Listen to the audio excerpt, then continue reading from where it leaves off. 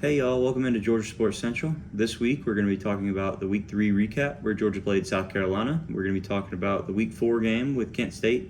We're going to be talking a little bit about the scheduling that just came out this week for next year. And we're going to be talking about some Heisman candidates that Georgia has on their team. So first thing we're wanting to get into is Week 3, the recap in Georgia versus South Carolina. Dogs traveled up to Columbia, took on the Heat, took on the Gamecocks, and absolutely came away with anything they wanted. We came away with a 48-7 win. Stetson was on top of his game, going 16 for 23 through the air, throwing for 284 yards and 2 touchdowns. He also had 3 carries for 36 yards and 1 touchdown rushing. Stetson just continues to impress this year. I mean, he's putting up Heisman numbers game after game, and he's not even playing the fourth quarter. This week he came out with over 6 minutes left in the third quarter, giving Carson Beck and Brock Vandergift both opportunities to come in and play some, but Stetson has just been unbelievable this year. This offseason with Todd Monken really helped him. They've been able to work out a game plan. I was always in the JT Daniels camp, but man, with them having a full year to work a game plan around Stetson, this side-to-side passing attack, getting guys out on the edge to run has really, really worked, and it's worked well. Another guy I want to cover over here is Brock Bowers. Brock Bowers had his best game of the season so far. We've seen flashes of him already this season. What comes to mind for me is that crossing route he ran versus Oregon, where Stetson rolled out and hit him across the field. But he really hasn't had one of his signature games until this week. He had 5 receptions for 121 yards and 2 touchdowns. He also had a touchdown on the ground, rushing for 5 yards right there at the goal line. Brock Bowers is the best tight end in the nation. There's no doubting it. He is the best tight end in the nation. And on top of that, we also have Darnell Washington in our tight end room. Our tight end room is just absolutely insane. Todd Hartley does an amazing job with recruiting and developing these guys. So rolling along, we're going to go into our defense. Our defense allowed 214 yards passing, 92 yards rushing for 306 total yards. They continue to impress. Our defense should not be this good. We lost guys like Jordan Davis, Nakobe Dean, Lewis Seen. I mean, we lost people everywhere. And our defense is still only giving up 10 total points through 3 games, which is less than they gave up last year. Last year when they played South Carolina, they gave up 13 points. So this defense continues to step in their role. I mean, we had a pick by Malachi Starks, Dan Jackson, Tresman Marshall. 2 of them came off of Spencer Rattler. The pick by Malachi Starks, Spencer Rattler just should not have made that throw. It was a dumb throw and probably the easiest pick that Malachi Starks will ever have. Dan Jackson went up and made a play, going over a receiver, being tall and physical, which really hurt Shane Beamer, especially Oscar Delp had his touchdown catch this week as well. Shane Beamer was trying to claim at SEC Media Days when he took his first podium that South Carolina was tight end U, and then you have this where Oscar Delp commits to Georgia, you have Brock Bowers and Darnell Washington in our tight end room, and then with our second string defense on the field, Dan Jackson goes up and makes an insane pick over their tight end. He also had Tresman Marshall making a pick off of Luke Doty there towards the end, kept him out of the end zone. I thought that was going to preserve the shutout. Unfortunately, we did give up our first touchdown of the season on defense. That was a passing touchdown from Luke Doty right there at the end of the game. And it was good to see that Nolan Smith was really taking up that leadership role coming over, and he was fired up. We didn't want to give up that touchdown, and honestly, that's the biggest thing that Georgia fans are looking right now is to see if we're going to give up a point or not.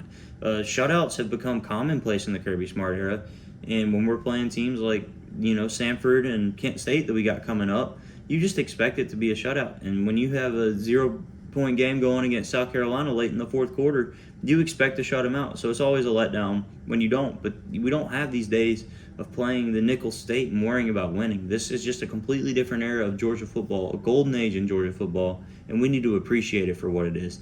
This has just been a great time to be a dog. Not that any time's not a great time to be a dog, but it's just something different in the air. The team's so bought in. Every one of them is connected, like Kirby always says. And yes, there's still problems. It's only September, but we look like the best team in the nation right now. Of course, that could change. Like I said, it's only September. But as we get further and further in the season, if the Dogs continue to impress and they continue to progress because they're getting more snaps, more experience, this team is looking unbeatable. I mean, Alabama doesn't look that great. They had their tough game against Texas, and Bryce Young hasn't looked as spectacular without his receivers. Jermaine Burton transferred over to Alabama. He has as many catches as Malachi Starks does picks. It's insane. While on the Georgia side, we've got 2 Heisman contenders. Stetson's thrown for 952 yards this year. That's 10.8 yards per pass. He's thrown for 5 touchdowns. He has a passer rating of 183.5. We just saw what Brock Bowers did, all the stats that I just gave, how he's just tearing up defenses. It's absolutely insane. I mean, the Georgia's offense has just become a juggernaut. It's become something that we haven't seen in the Kirby Smart era, and honestly, something we haven't seen since Aaron Murray's Georgia-led teams. When we had Nick and Tony and all of them, it was a great offense, but it was more ground and pound. We're going to run the ball at you, and by the fourth quarter, you're not going to be able to stop it because we have so many different guys coming in with fresh legs that you're going to be tired of tackling. But this is just something different, throwing out to the edges, throwing it to our tight ends over the middle, having Brock Bowers break two defenders on his way to a 70-plus yard touchdown. You can't stop it. Nobody can. I really don't see any defense in the country that can stop it, especially with how weak Alabama's corners looked against Texas. The next thing I wanted to talk about was our schedule. So our schedule for 2023 dropped. We dropped Oklahoma and picked up Ball State. The SEC didn't want Georgia and Oklahoma playing so close to when Oklahoma's going to join the SEC. This upcoming year, we're going to have Ole Miss traveling to Athens. That's going to be the best home game since 2019. We're going to have a competitive game at home, hopefully, which is something we're not used to. Last year, we thought we were going to have something with Arkansas, and they came in and weren't able to put up any of a fight against us. We just completely dismantled them. I was at that game, and from start to finish, Georgia just obliterated them. Stetson didn't pass many times. We just ran the ball down their throat, shut them out. Our defense played lights out, like always last year. So it's going to be nice to see Ole Miss coming in. I think Lane Kiffin and the Rebels are going to provide a challenge for Georgia. So it'll be a good thing to have a challenge during the season.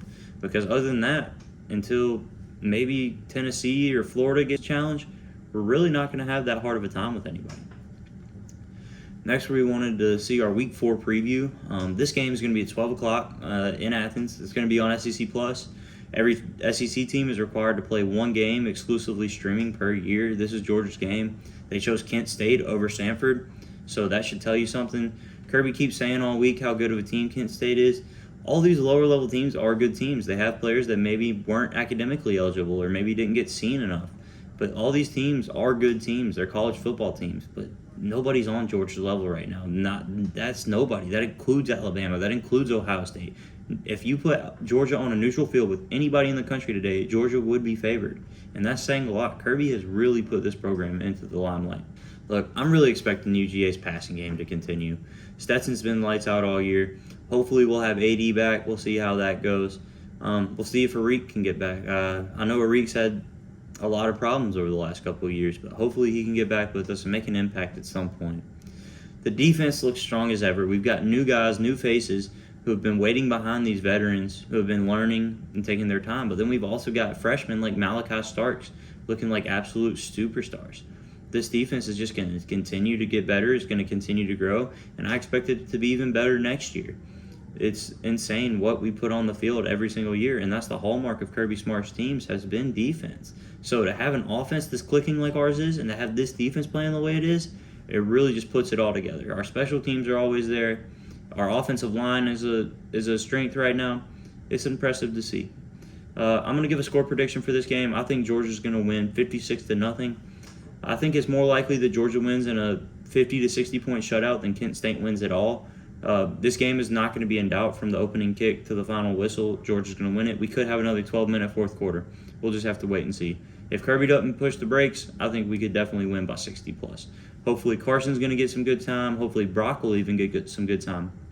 And they'll be able to continue running offense, which is a new thing for a Kirby Smart team. Our backups haven't been able to run the full offense, but that's something that's been happening this year, and I expect that to continue this week. Thank y'all for turning in to Georgia Sports Central, and I'll see you next time.